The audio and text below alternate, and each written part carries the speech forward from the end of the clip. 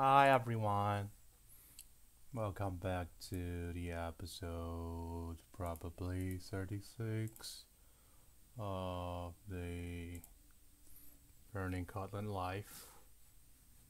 Let me first fix this. It should be 36.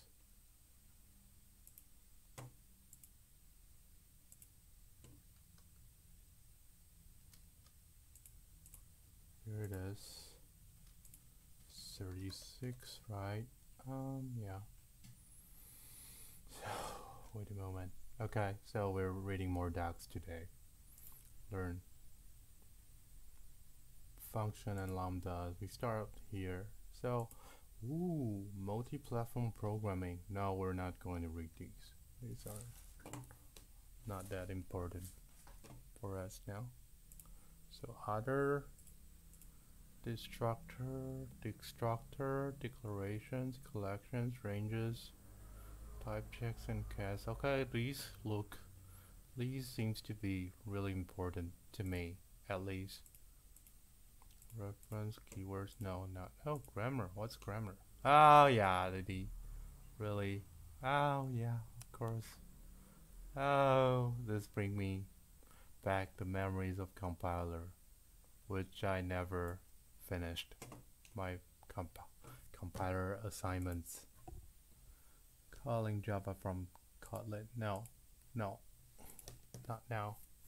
JavaScript, native. Nope. Coroutines, yeah, someday, not now. Tools, KAPT. That sounds just like, annotation processor. And Gradle and evolution.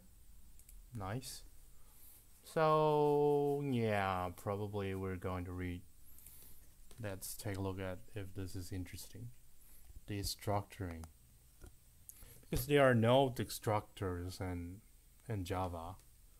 Sometimes it is convenient to destructure an object into a number of variables, for example. Oh, so it's not about destructor. It's actually about, okay, name, age, person. I think there's some reference to this in my early document readings. Value, name, age. Okay, this is interesting. So there are name field and person and age field and person, and we can declare something, two variables that destructure this person. Oh, this is interesting. So with that, we can have we get a oh, wait. My chair is falling down from my chair. Oh my. How did this ever get in? My USB cable just slipped into my one of my wheels. Okay, done. Sorry for the turbulence. Oh my. Come on. Okay, I'm really done here. So, the structure declaration is compiled down to the following code. Person.component1. Okay. Principle of conventions.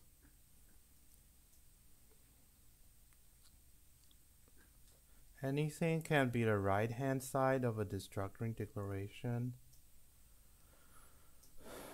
I don't get this.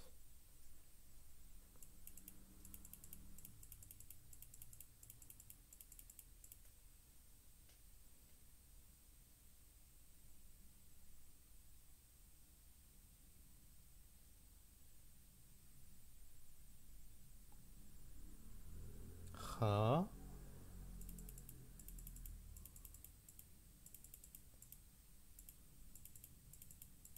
So what is this component one? Is it declared or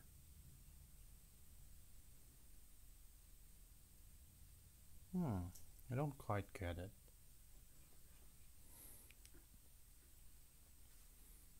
Because the declaration of person is not provided here, the implementation.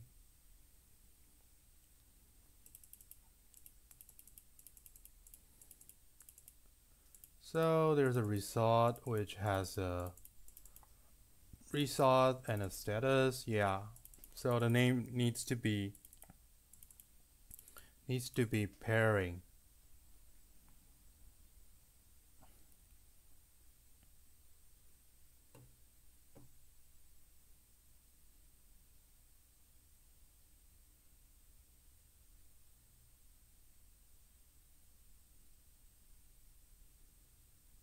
Oh, yeah, we saw this in the data class.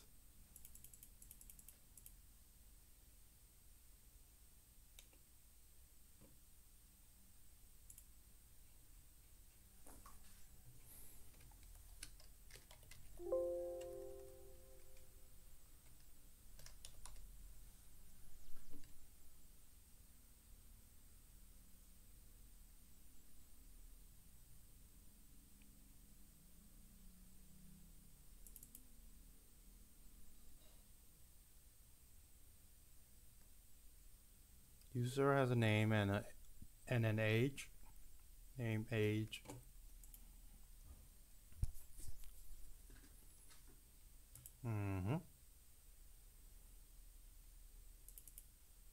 So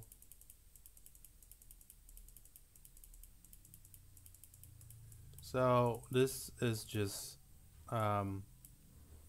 equivalent to this val pair name age two tuple name age equals to person. It's decomposed into compiled into val name equals to person dot component one blah blah blah blah, and these components are operator. So either we implement these component and functions ourselves and declare an operator keyword, or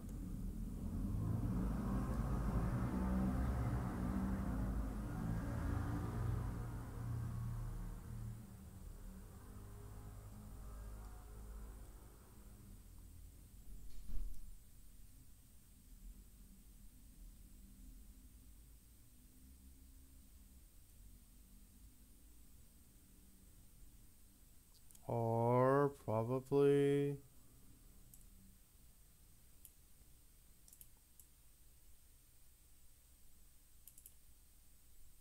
data class automatically declare component ends and component end functions, so that's why we don't need to declare it with a data class.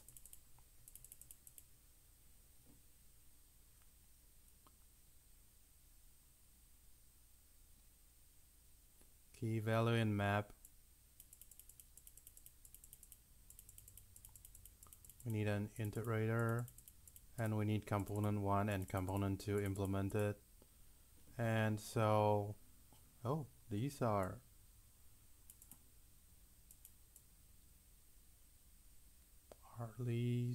seems to be extension functions, yeah. So this is assuming that key value a map is not map is not iterable. Is that true in Kotlin?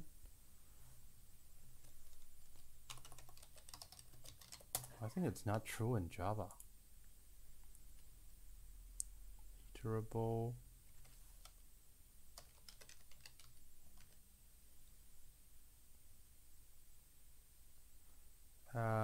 So it is only iterable after as it calls as iterable. So what are the implementations? Where do I see the implementation of this? of this function, of this class. Where?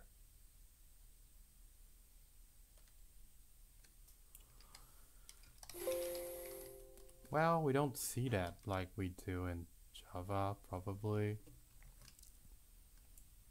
But we can see that map itself is not implementing iterable. Maybe collections? No. I don't think collections are. Map is not.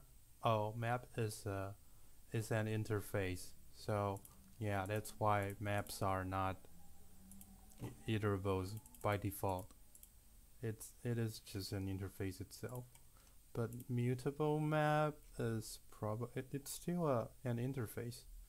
So what about hash map, Kotlin?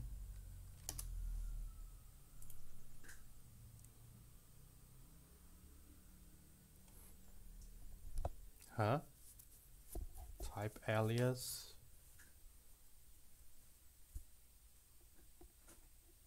What's the difference between these two? Hash map is hash map. That's so weird.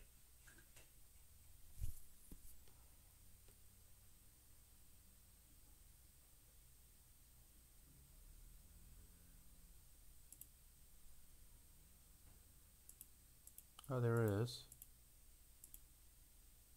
Huh? Okay, I don't care about JS, so type alias. This is the Java. Okay. So hash map is the alias of Java hash map. So it's and it is implementing the iterable, maybe? No, it's not implementing iterable. So yeah, anyway, so we can override, write a extension, and we provide an iterator, and it is the entry set dot iterator, and we implement the component one, and it is a get key. So with that, we can now use a for loop with any map implementations. Underscored for unused variables, we already know about this, but okay. So this also works. This not only worked for abstract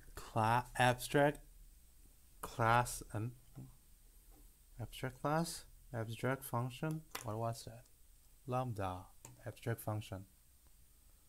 Abstract anonymous function. This not only work for anonymous function, it also work for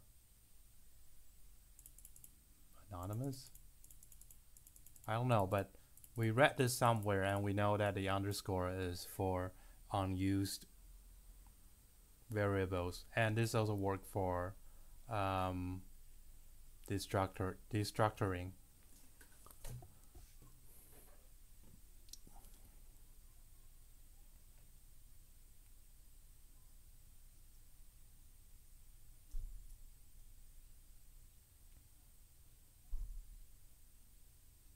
So assume that there's a map.entry or anything that has component n, then we can, instead of using entry blah blah entry.value, we can directly use key value to destructure it. Okay, that's handy.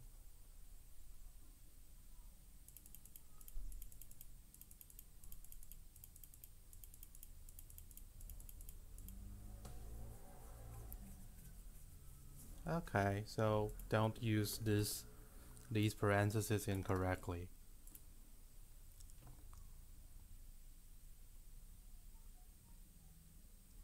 Yeah.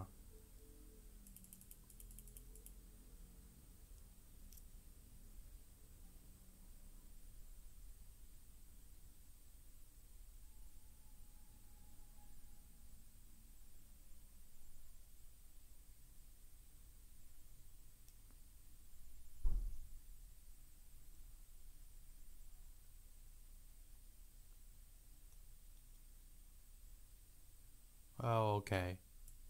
So yeah, here we know that these destructors are map entries, or you can just don't declare the entry and declare the string instead. Probably you can do both. I don't know. Collections. This is definitely going to be a big topic. Nope. Interesting. So, yeah. Kotlin distinguishes between mutable and immutable collections.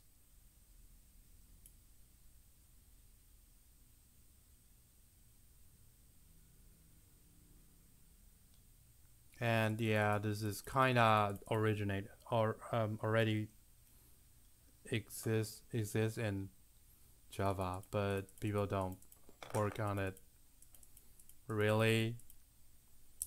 It's from Java 5, I guess, where you get the readable collections. I don't know, but Kotlin moves take a step further.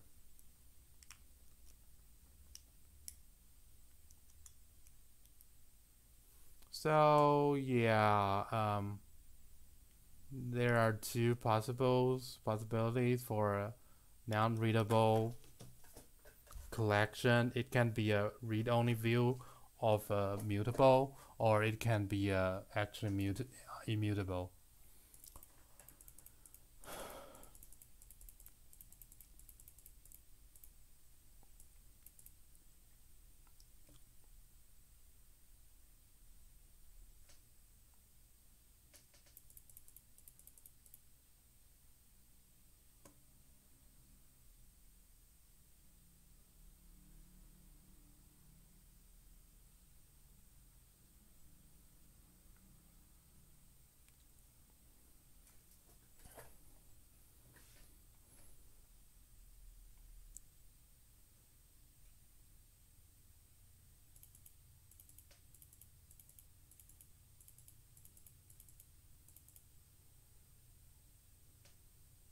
Oh, there's a mutable list of. That's handy.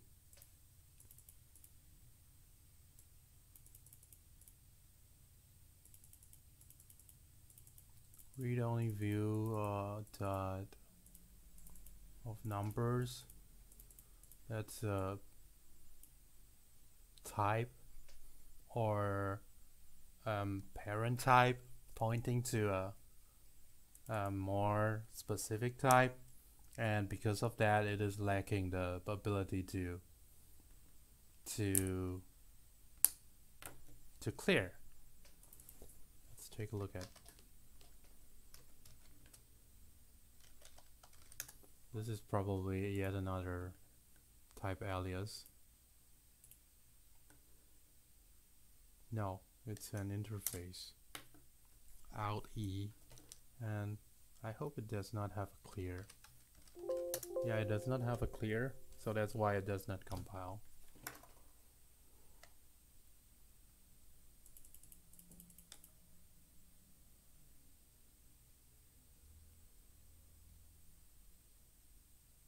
So this is how list of T and set of out and T and map of south of map of K out V works. Kotlin does not have dedicated syntax constructs for creating lists of sets.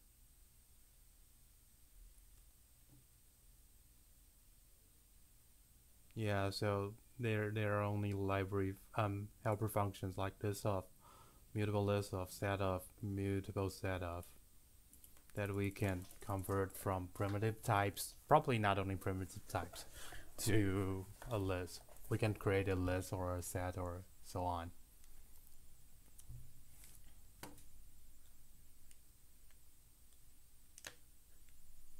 Oh, map creation is with bad performance, but there are also syntax for it. Map of A to B, C to D.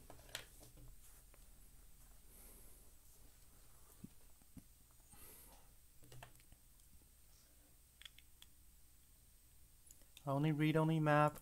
I was wondering if there's a... Oh, this is so convenient. We should read this as soon as possible, but maybe not today. Maybe next time. Covariant. This is so familiar. Ah, okay. The wildcard, the replacement for wildcard. I think so. Where is it?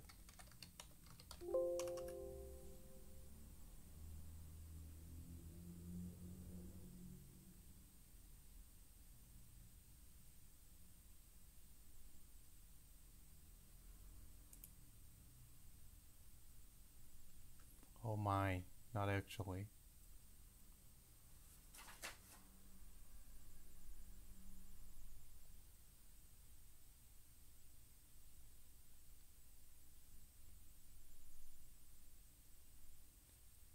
T is a covariant type parameter.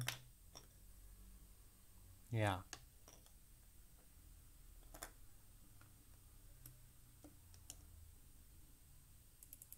Covariant, and what about in?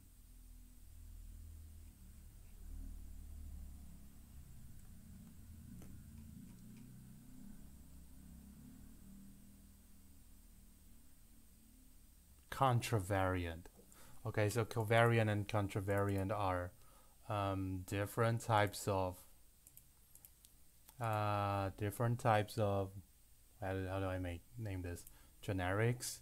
So if you want to learn more about it, I think in episode, let me take a look at it. When did we talk about this? Generics 16, I guess. Nope, that was 26. So if you want to learn about this, you can watch episode 26. So let's see. Yeah. Where are we? The read-only types are covariant. Yeah, just it already talked about this. This out here means covariant. Means you can take a list rectangle and assign it to a list of shape. Oh, yeah, that's a better type of generic implementation. Wow, it's a little bit complicated, so I would recommend you to rewatch episode 26 if you're still confused. Assuming a rectangle inherits from shape, blah blah blah. This will allow it with the mutable, so you might add circle into, huh?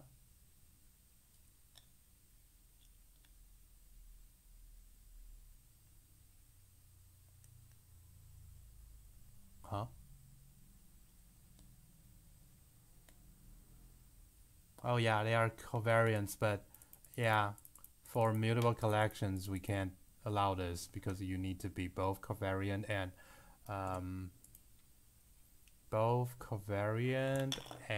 contravariant, and that would make things a mess.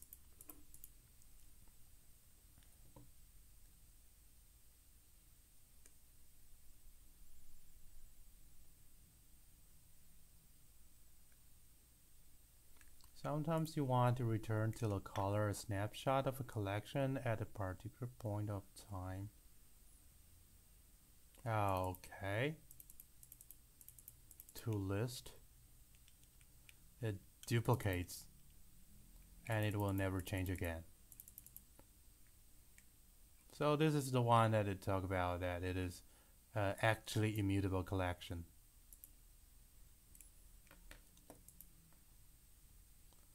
There are various useful extension methods.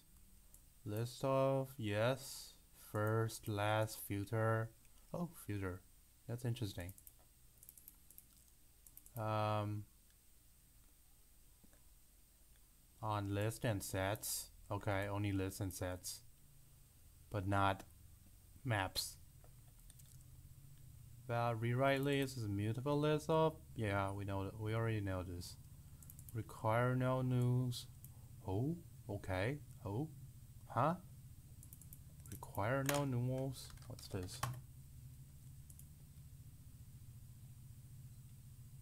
Original collection containing all the non-null. Okay. So that's a list which has 1, 2, 3. List.noun. Noun. So that's another filter-like thing.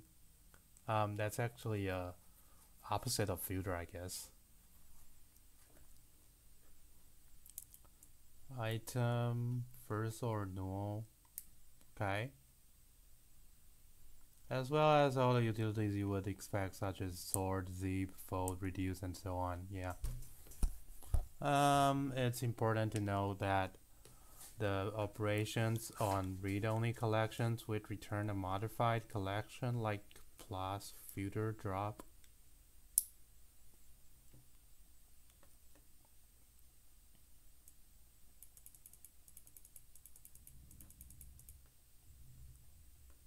It means items.filter are just a few of it, or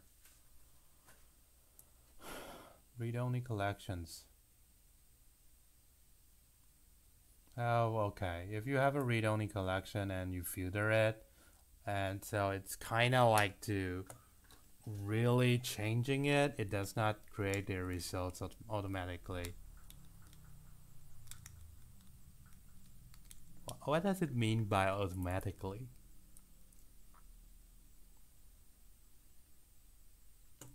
So you can have a hash map off or map off, foo to 1, bar to 2, and read write. You can get the access, get the foo, and have map. Put it into a hash map.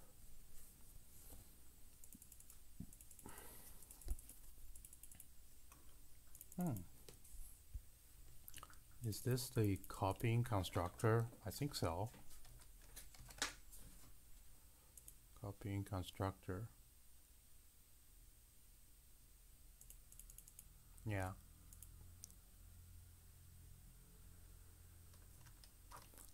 Okay, that's probably all for today. Where are we? So we talk about destructuring and collection, and we probably will go back to visit idioms next time. So see you next time. Bye bye. I hope there's no one asking questions because I failed to check it. No. So that's all. Bye bye.